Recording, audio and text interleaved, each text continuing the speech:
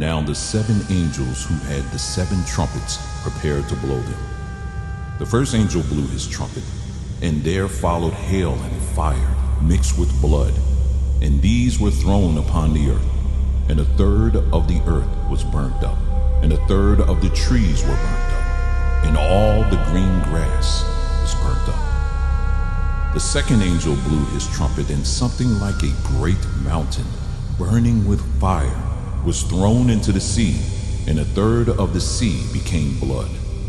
A third of the living creatures in the sea died, and a third of the ships were destroyed. The third angel blew his trumpet, and a great star from heaven, blazing like a torch, and it fell on the third of the rivers and on the springs of water. The name of the star is Wormwood. A third of the waters became wormwood, and many people died from the water, because it had been made bitter. A third angel blew his trumpet, and a third of the sun was struck, and a third of the moon, and a third of the stars, so that a third of their light might be darkened, and a third of the day might be kept from shining, and likewise a third of the night. Then I looked, and I heard an eagle crying with a loud voice as it flew directly overhead, "Woe, woe, woe to those who dwell on the earth, at the blast of the other trumpets that the 3 angels are about to blow." And the 5th angel blew his trumpet, and I saw a star from heaven to earth, and it was given the key to the shaft of the bottomless pit. He opened the shaft of the bottomless pit, and from the shaft rose smoke like the smoke of a great furnace, and the sun and the air were darkened with the smoke from the shaft. Then from the smoke came locusts on the earth, and they were given power like power of scorpions on the earth. They were told not to harm the grass of the earth, or any green plant, or any tree, but only those who do not have the seal of God on their foreheads. They were allowed to torment them for 5 months, but not to kill them. And their torment was like the torment of a scorpion when it stings someone. And in those days, people will seek death and will not find it. They will long to die, but death will flee from them.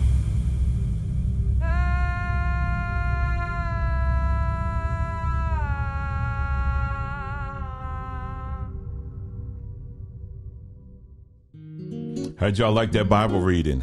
I think we're going to call these segments here questions that I could not ask in Sunday school because I would get in trouble. I don't know. That's a long title, but anyway, that's what this one is about.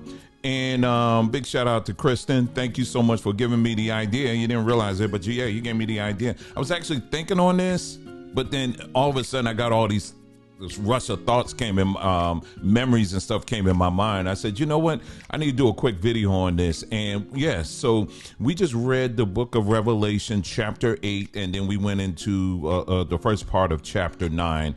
And, you know, as a child, you know, growing up in the church, Revelations was one of those books that always was very fascinating to me. You know, because it was the book that had like the most action, is, you know, that was just, you know, it involved, you know, growing up in the era of Star Wars, you know, I was looking for, you know, unique creatures and fire and all this stuff falling from the sky and all that stuff. So I was always extremely fascinated and also scared too. You know, I grew up during the time when you had movies like Thief in the Night and Distant Thunder or Prodigal Planet. I mean, you name them. I mean, the Rapture movies that they come out with now, I mean, they kind of paint it almost as if it's like, man, if you get left behind, it ain't really that bad of a place. You know, if you get left behind, it ain't really that bad to stick around. I'm talking about the movies now, but the movies back then, they made it where, man, if you missed that trumpet, woo, it was just zero hope. And those are the movies that had people run into the altar, man. I'm saying back in the day, Those movies back in the 70s, late 70s and early 80s, those movies had you booking to the altar. Like I said, these ones now, it's kind of like, yeah, hey, listen, we'll catch it on the next one, And, so anyway, but I want to zoom in on a particular passage, what we just read here. And and this is something that has always been kind of hovering way in the back of my mind, but I never really asked, because it just didn't make too much sense. Now, as you are aware, when you read in the creation story, all the way back in the book of Genesis, here you have God creating all the heavens and the earth and everything. And you notice everything that he creates, what does he say? It's good. Everything he created, he says is good. Everything, right? And so even man, he says is good. But then we take a big leapfrog jump all the way to the book of Revelations. Then we find out that, maybe it wasn't that good, because here we find in the latter part of chapter 8, where he is saying that 1/3 of the trees are going to be burnt. The oceans and the waters are going to be filled with blood. And then, the creatures that are in the sea, 1/3 of them are going to die and all of this. And I used to sit back. I'm like, well, what did they do? What the heck did they do? Because as far as I know, anytime in the Bible where God is calling death on somebody or something, it's typically a judgment. I mean, it ain't a blessing. It's typically a judgment. And in this case, here we have the God of the Bible actually calling judgment on fish and on not birds, but fish, trees, and grass. And, of course, the people. But what about the other things I just mentioned? What did they do? What did the tree do? What did the tree do? It didn't grow right. What about the fish? What about that? Now, I know I got some smarties in the house that will say, well, Bill Gates and what he's doing now genetically, it don't say that in the Bible. Stop helping it out. He said 1/3. And there's nothing that I've heard Bill Gates or anybody said that we're going to go after 1/3 of the fish and we're going to go after 1/3 of the trees and we're going to genetically modify them. And this is what's happening. There's nothing in the Bible that says that. It's very specific that exactly 1/3 of all of this stuff. Well, if you've been following this platform, not just the book of Revelation, but the entire Bible, when it comes to numbers and things like that, this falls into Kabbalah, into the Kabbalism, or however you want to call it, or Judaism. I got so many people out here that still do not want to believe that the Bible and Judaism aren't pretty much connected or one and the same. Now, again, I give it to you that when it comes to the New Testament, Judaism, to a certain degree, doesn't want to have anything to do with it. But you still do see a lot of themes of Judaism all stitched in and out of the book of, the New Testament. It's still there. And you definitely see it when you get to the book of Revelations. I mean, with the numbers, the 7s and the 3s and all that stuff, all of that is Judaic mysticism. That's what all of that is rooted in. And so anyway, but yeah, so have you ever asked yourself that? What did the trees do? How about the grass? What did the grass do? What did they do? What did your lawn do to deserve judgment from God? What they weren't obeying the laws, statutes, and commandments? Is that what it is? I mean, seriously, I'm not mocking anything. I am asking the same type of question that children would ask in Sunday school. I remember as a child sitting in Sunday school where someone would ask questions like this, and nobody even had to say a word. It was just the mood of the room just changed just like that. And people were just like, it was like, oh, did I say something? I'm just asking. And then, of course, the teacher was just, and then finally it was like, well, honey, listen, at the end of the day, we don't know the answer to all these things. We're just going to have to trust God. Okay, but that's judgment. I kind of want to know if the plant in my house is going to be killed because of something they did. You understand what I'm saying? So these are real questions.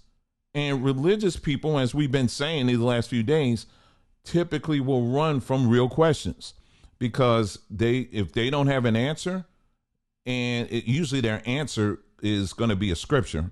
It's not going to be something that's beyond scripture, like, okay, give me a historical precedent. Well, in 19 whatever, this is what happened, or 1800s, or in the 1500s, this is what happened. Okay, all right, well, that kind of makes sense. But there's none of that.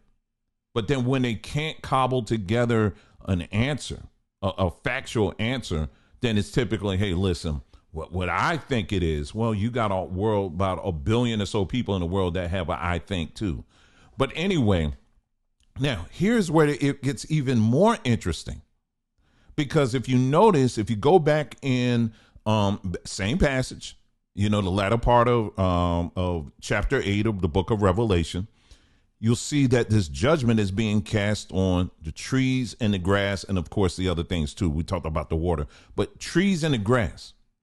But then you just jump to the next book, right? Chapter 9, and then the pit is open up, and then you got all this smoke coming out, right? And then here comes the locusts.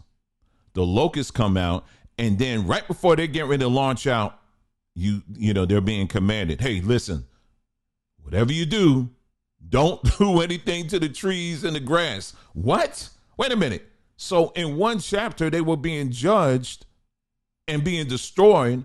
But then in the next chapter, it's saying, don't do anything to them. I thought they were judged in the previous. You're talking about a few verses. So it went from one saying that they were being judged, then the other one's like, don't touch them. So the question that is before us, or me, is what did the trees and the grass do? What did they do? And then what about the little fishies? What did they do? When they were judged in the previous chapter, in chapter 8, what did they do? But again, like I said, if you ain't got an answer, don't try to answer it. Don't put it in the chat. Don't be going on, well, you just being a distraction. You just being a distraction. And you know what? You doggone right. I'm a distraction. That's right. To everybody that's in the bubble, let's clear it up real quick. Yes, yours truly is a distraction to everyone in your religious bubble.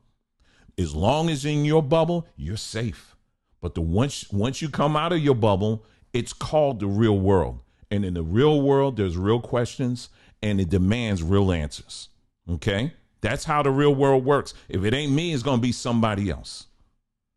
And you got a whole generation of people who've been demanding answers for a very long time.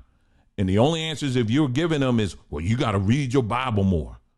And that's all you got. That ain't helping anybody. It really isn't. So going back to now, this is just the type of topics that we're going to be addressing and talking about in our research group. Okay, I've been talking about our research group now, and people are starting to trickle in now and starting to get in. And I've already put out some, giving them some stuff, and I got to give them something for this week too. Every so often, I'm dropping all kinds of different things and notes and all kinds of stuff. They got access to almost 200 books free, and then different notes and stuff like that, and that I'm just passing on to them. And these are like research sheets that they can use as a starter point. But at the end of the day, this is not some kind of conversion class, meaning I'm not trying to convert you to anything. We're just looking at all the information that's available, that's out there, and leaving it up to the individuals to make up their own mind. Someone may go through this and look at it and be like, you know what? I'm going to stay back in the bubble. Okay, fine. That's your choice. But you can't say that the facts weren't presented to you. And that's what we do in our research group, which is open to everybody. There's nothing hidden, nothing at all that's hidden. I don't have a $3,000 and a $20,000 book that nobody could afford but me. So I'm just going to show you just a little bit of page of it, and that's it. No, we don't play those games here. It needs to be available to everyone. All right. And that's what we do here. So, yeah. So if you're interested in that, go to the front of our YouTube page, and there's a join button there. I give you an intro video and tell you what it's all about and what you get and all that stuff. and you can definitely check it out. But I'm just going to give you a taste now of kind of the things that we talk about here. So anyway, as I mentioned, the Bible has been influenced. The Bible isn't the oldest book. Let's be clear with that. That's number one. Let's establish that right now. That is not the oldest book. The Bible was written anywhere between the latter part of Common Era or BC, and then most of it was written in BCE. Or I should not BCE. Sorry, getting it all mixed up here. Okay, so you had CE and BCE. Okay, so most of the Bible was written in BCE. No, CE. Sorry. How about this? We'll do AD, BC, and AD. Okay, I'll do that. All right, so most of the Bible was written in AD. All right, so I think most of us can understand that, like me. So most of the Bible was written in AD. All right, but there was portions of it that was written in BC. All right, portions of it, there's little scraps and things that they found that existed in BC, going back as far as, oh man, the 1000 BC, going back a little bit further than that, you'll find that there was little remnants and things and stuff, scrolls and stuff that they found. It wasn't called the Bible then. These were just scrolls and things and bits and things that they found that go back real far. But you have, but they're not. That's not the oldest. That's not the oldest literature. Okay, you got things that go way past beyond that. And when you're going through the Bible, you have, again, if your only book of reference is the Bible, then all you're going to think is, oh, this is the only book. That's it. But once you step out and you start looking at history that was going on all around during that time, and even prior to that, you're going to see, wait a minute, there was a whole lot going on beyond just this little book. There's a whole lot more that was going on. And you're going to find all kinds of stories that have found its way in the Bible. Okay.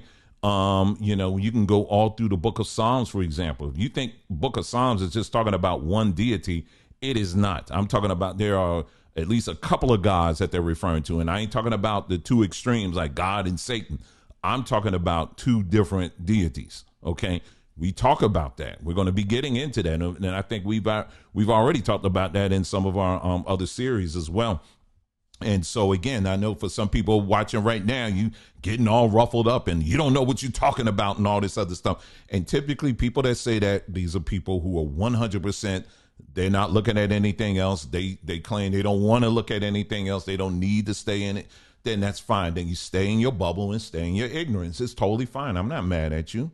But again, the real world, once you come into the real world, it's a whole lot more. And there are all kinds of facts that have been ignored by the religious folks. Okay.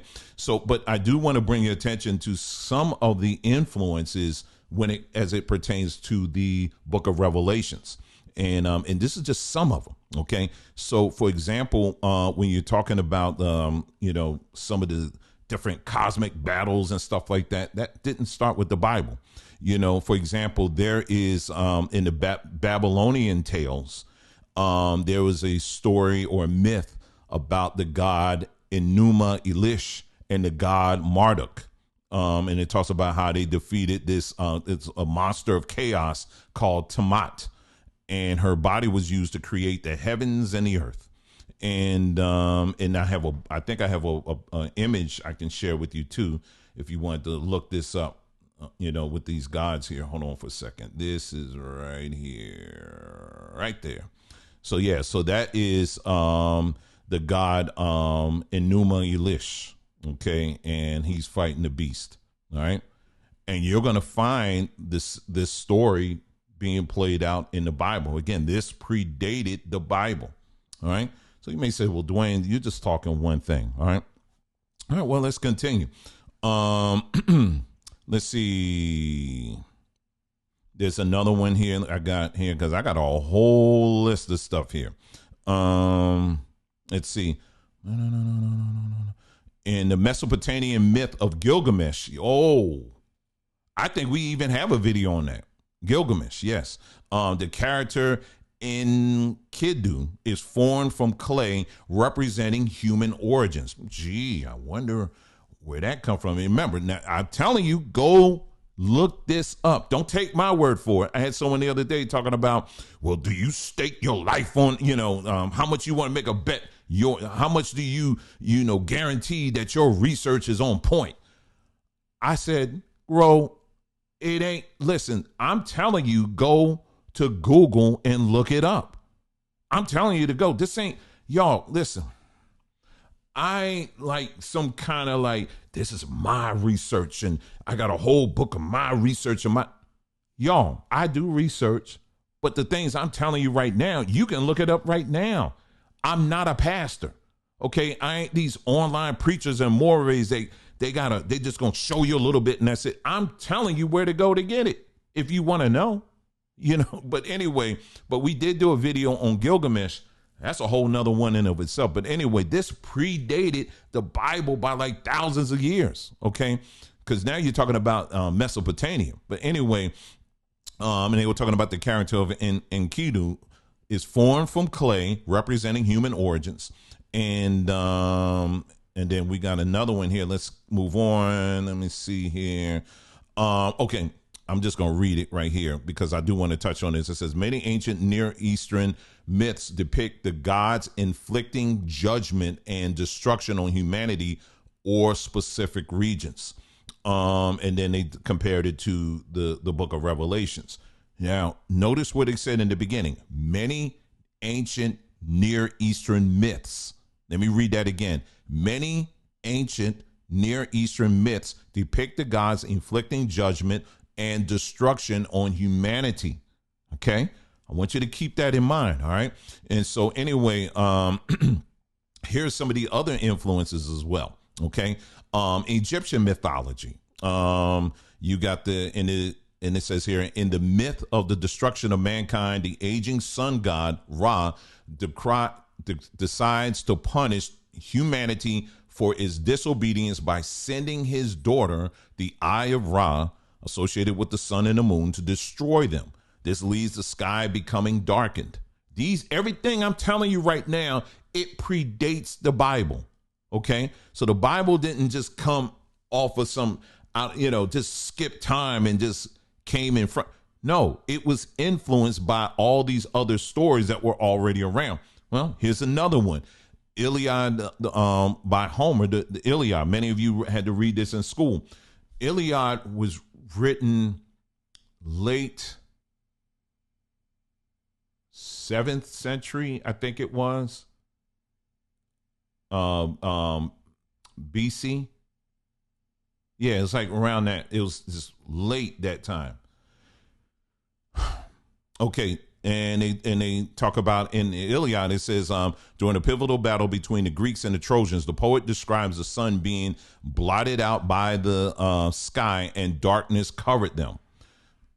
Talking again, concepts. Okay, so when the Bible is official, these concepts of the sun being darkened or all that stuff, these were stories that had been going on all throughout. It wasn't foreign to people. Now, when was the New Testament, specifically the book of Revelations? When was the book of Revelations written? Well, the book of Revelations was written, I just had it up here. It was written around 95 to 96 CE. So you're talking a whole lot of years that the book of Revelation came after the fact. Okay, a whole lot of years. Anyway, let's continue. Hindu mythology. Now, that's something that a lot of people here in the West sleep on.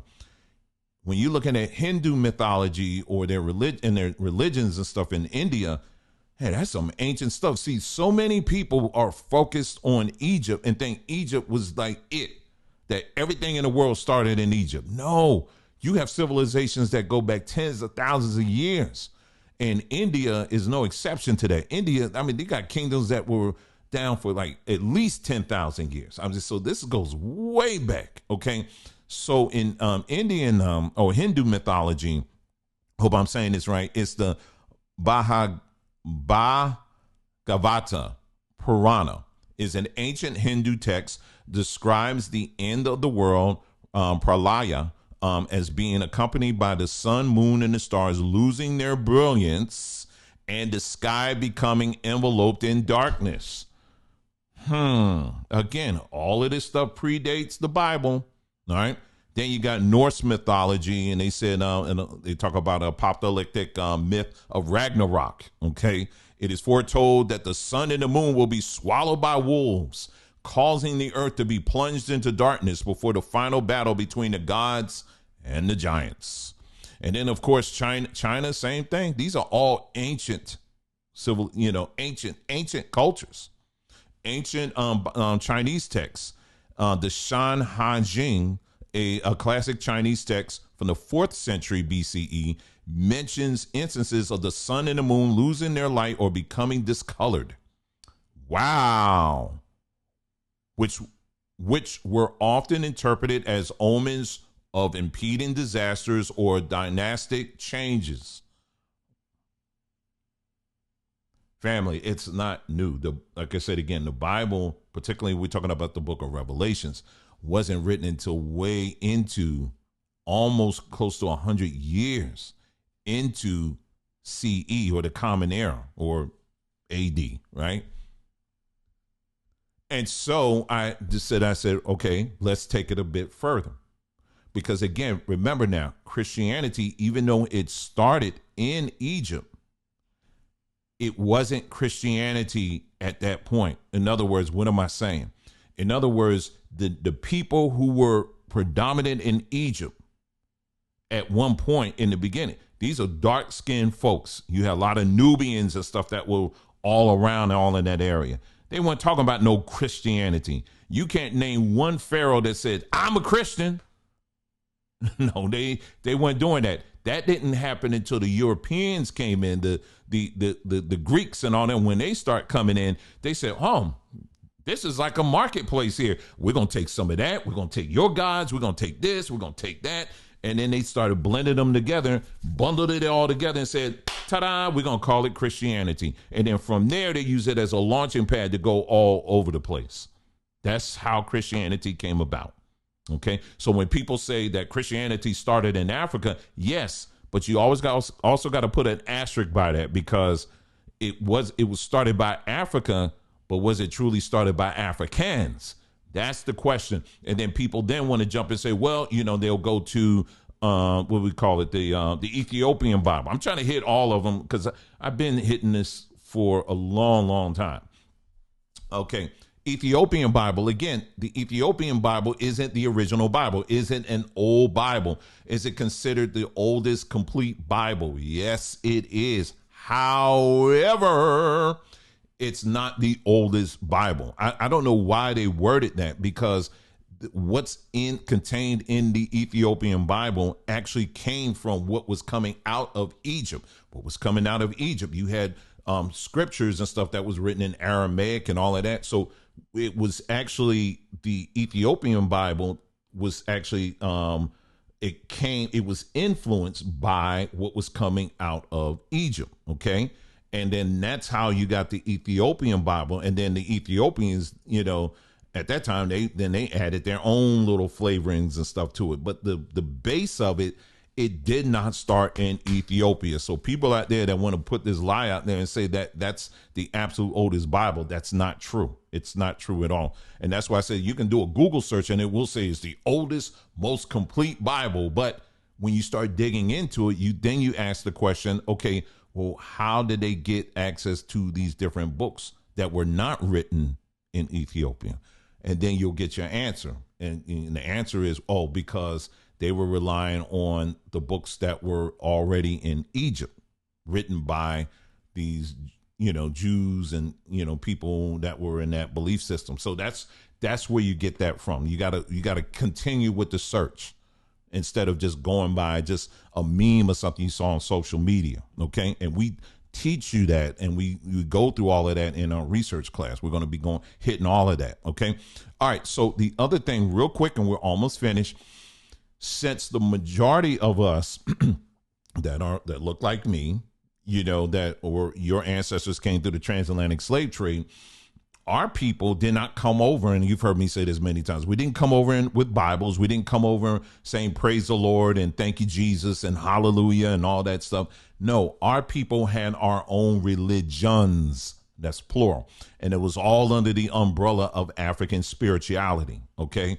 And it was, you have all kinds of variables and things like that. It wasn't one group, just everybody that came over just didn't have one belief system. There are multiple belief systems, but it was all under the umbrella that we call today African spirituality. And so but when we came through the transatlantic slave trade, it was Christians and the Jews that were involved in it said, no, hard stop on all that stuff, because all of that is witchcraft and it's demonic and it's evil and it's wicked. And it was more so the Christians that were saying that.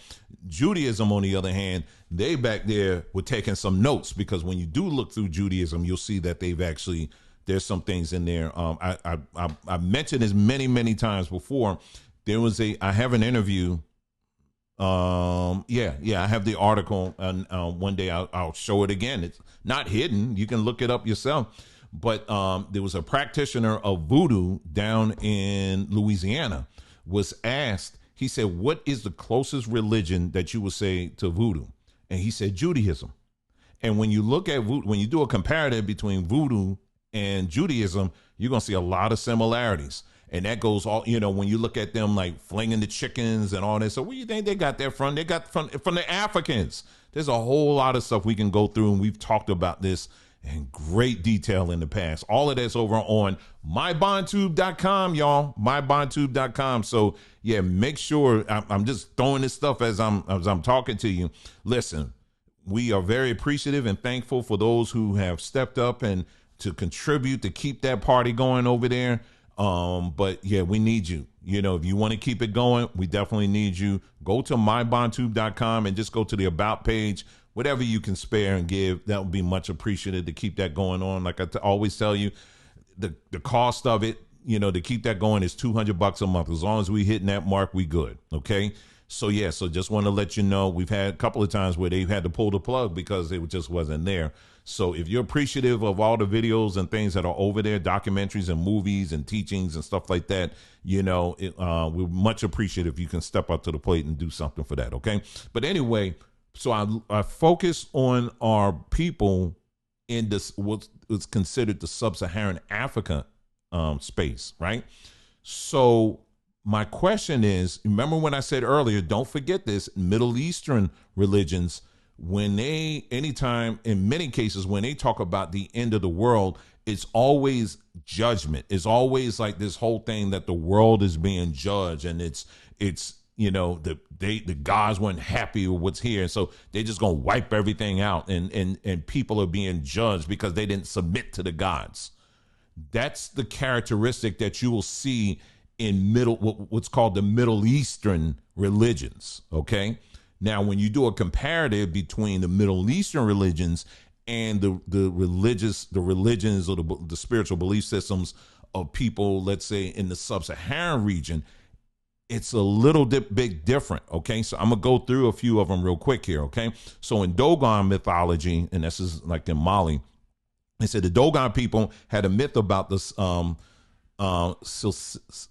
the constant renewal of the world.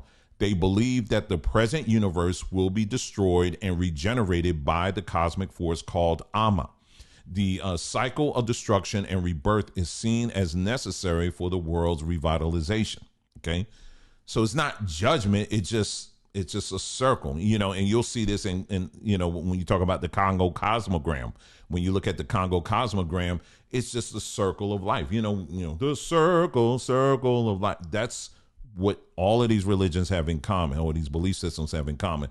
Bambara mythology, and this is again in Mali, and it says in Bambara mythology, there is a belief in periodic destruction and recreation of the world. The supreme creator deity of Ngala or Pemba is said to destroy the old world and then recreate a new one. Yoruba mythology, and this in Nigeria, the people have a myth about the world periodically being destroyed by a great flood, after which a new world is created. This cycle is overseen by the supreme deity of Oloran. In Zulu mythology, South African, they said in Zulu folklore, there is a tale about the great reed that grew so large that it blocked out the sun, causing darkness and destruction on the earth. The reed was eventually burned, allowing the world to be renewed. Bushango mythology, and this is in the DRC, the Bushango people believe in a myth about the world being destroyed by a great fire, after which the supreme creator deity Bumba recreates the world and all living beings. And then one more here, we got the Dinka mythology, and this is in Sudan. The Dinka people have a myth about the world being destroyed by a great flood, similar to the biblical account of Noah's Ark. After the flood, the world is repopulated and restored. So it's not judgment per se, but it's just this understanding that, you know, there's this cycle of birth, life, and death, and then it just goes around and round and round like that, right? But when you look at Middle Eastern, their belief system, it's some of that is there. However, it's more of an anger. You're dealing with anger coming from the gods. They just hate the creation. You know, they just hate what you have done, and we're going to destroy you and all that. And this is the theme that you see throughout Christianity. It's just very harsh, and you know, we're just going to judge the trees, and we're going to burn up the trees. We're going to burn up and kill the fish. You know, we're going to do all this stuff because you will not bow down, that kind of thing. And it's very like, you know, like in the Bible, you see the other thing, go into all the world, and, you know, and all of that. A lot of this stuff is conquering, and, you know, if you don't bow down, you're going to bow down. Every knee shall bow. You don't see those themes in African spirituality. Again, I'm not sitting up here telling you, you got to turn to African spirituality now. I'm just simply showing the fuller picture of history and the fuller picture of what many of you really came out of, your ancestors, and what their belief system was. Again, I'm not telling you, you got to go back to African spirituality. I'm just pointing to what your ancestors really believed. They didn't come over here, you know, as Sephardic Jews. Okay, they didn't come over here as that. They didn't come over here with Bibles and stuff like that. This was their belief system. Okay, and there's things in African spirituality that are very good, and there are things that should be held on to. There are things in the Bible that are good and should be held on to. Do you understand what I'm saying? And I would challenge anybody on that. And so but you have to be honest and willing enough to look at all of these things. And then at the end of the day, it's your choice and what you want to do. I'm not sitting here advocating you got to worship a particular god or goddess or anything like that. Heck not. My opinion is don't do it. But there are things that we can learn from these things and become a better person as a result of it. So anyway, yeah, I was glad to do this video here because it's a lot. I'm telling you, there are so many things like this in the Bible that it just doesn't add up. Why are these trees being burned up? Why are these fish being killed and all that? Why? What did they do wrong? And the religious people, unfortunately, is a simple of question that is, they're not going to be able to answer that. They won't. They'll make things up, but they won't be able to answer it. Why? Because they don't have an answer. And you know what? It's okay if you don't have an answer. Just be honest, because we're all wanting honesty. We want the truth. That's it. Very simple. So that's all I have for you. Thank you so much for tuning in, you guys. And I will be seeing you. I'm out here. I'm hustling, y'all. I'm getting more content up. So I'm going to have some other stuff going up here later on today and on in the evening. Okay, family, you guys take care, and I will see you next time.